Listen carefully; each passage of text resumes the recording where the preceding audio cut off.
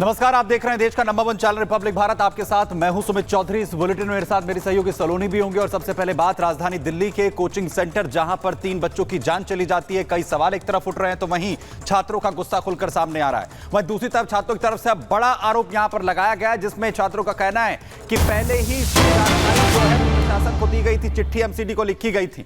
आपको बताएं कि जिस तरीके से यह पूरा हादसा हुआ है, इसमें छात्र किशोर कुशवाहा की तरफ से आरोप लगाए गए हैं कि जानकारी दी गई थी, चिट्ठी लिखी गई थी, लेकिन कोई कार्रवाई नहीं हुई। बेसमेंट में आने जाने का सिर्फ एक ही रास्ता था। समस्याओं को लेकर सरकार को बताया गया था, पहले कार्रवाई होती तो यह हादसा नहीं होता। मैं क्या है, यहाँ अक्सर पढ़ने आता हूँ और यहीं पर आसपास ही रहता हूँ। तो यहाँ पे मैंने एक चीज़ कॉमन देखी है, सीवेज की समस्या, जिससे पानी यहाँ भर जाता है। और दूसरा, यहाँ लाइब्रेरी जो कोचिंग इंस्टीट्यूट जो बेसमेंट में संचालित हो रहे हैं, जिनमें कक्षाएं बेसमेंट में संचालित हो रही, तो उनमें क्या है कि ज़्यादातर एक ही जीना होता है। जिससे मान लो उसमें 200-250 बच्चे बैठे हैं, तो वो अचानक से इतने बच्चे किसी डिजास्टर की कंडीशन में कैसे निकल सकते हैं। ये सोच के मैंने एमसीडी और राज्य और केंद्र सरकार को मैंने एक कंप्लेंट लिखित में की थी। तो उस पर 26 जून 2024 को की थी। उस पर बीच में 15 जुलाई और 22 जुलाई को 2 बार क्लैरिफिकेशन भी भेजा, बट उन्होंने कोई कार्रवाई नहीं की। और स्पेशली मैंने राव आईएएस के बेसमेंट के आधार पर ही शिकायत की थी। वो उसमें शिकायत में बढ़ने थे वो चीज़। तो इस पर अगर कार्रवाई हो जाती तो शायद ये हादसा आज टल जाता है।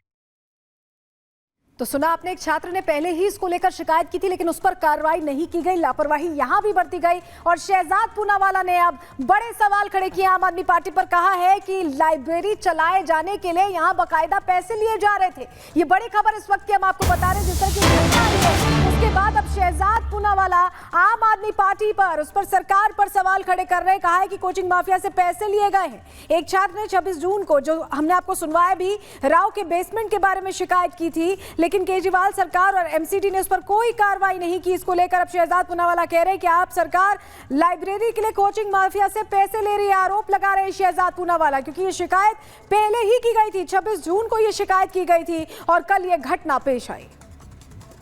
एक विद्यार्थी ने 26 जून को शिकायत की थी कि इसी क्लास में बेसमेंट में इल्लीगली लाइब्रेरी और क्लासरूम चलाई जा रही थी। ये बहुत बड़ा खतरा था, पर क्योंकि एमसीडी में बहुत बड़ा भ्रष्टाचार हो रहा है, इस पर कोई कार्रवाई नहीं की जा रही है।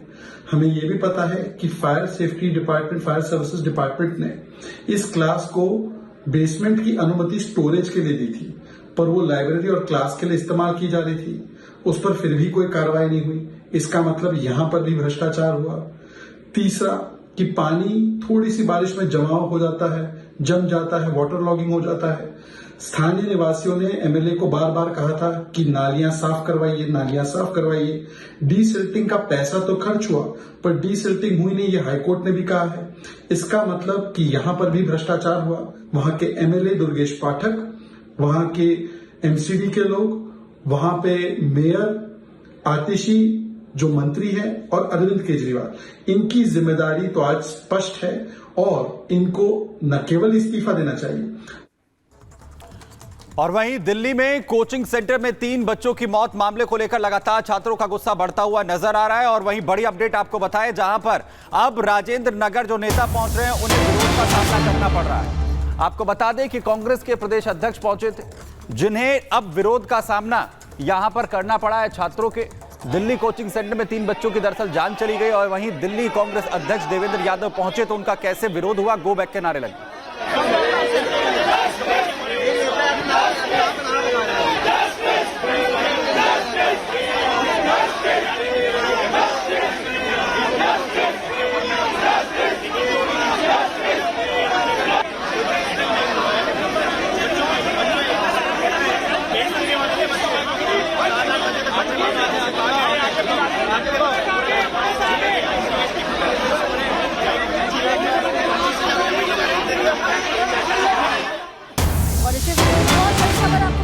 शुरुआती पोस्टमार्टम रिपोर्ट में खुलासा हुआ है कि शरीर के अंदर गंदा पानी जाने से मौत हुई है। श्रेया जो एक छात्रा जिसकी मौत हो गई थी, उसका दम घुटने और सभी अंग खराब होने के चलते मौत होने की जानकारी मिल रही है। शव अब परिवार वालों को सौंप दिया गया है। आरएमएल अस्पताल में पोस्टमार्टम हुआ था छात्रा का। 2 छात्राएं और एक छात्र की मौत इस घटना में हुई थी और हमारे सहयोगी हमारे साथ सीधे जुड़ रहे हैं। सुमित लोमस हमारे सहयोगी जुड़ रहे हैं ग्राउंड से।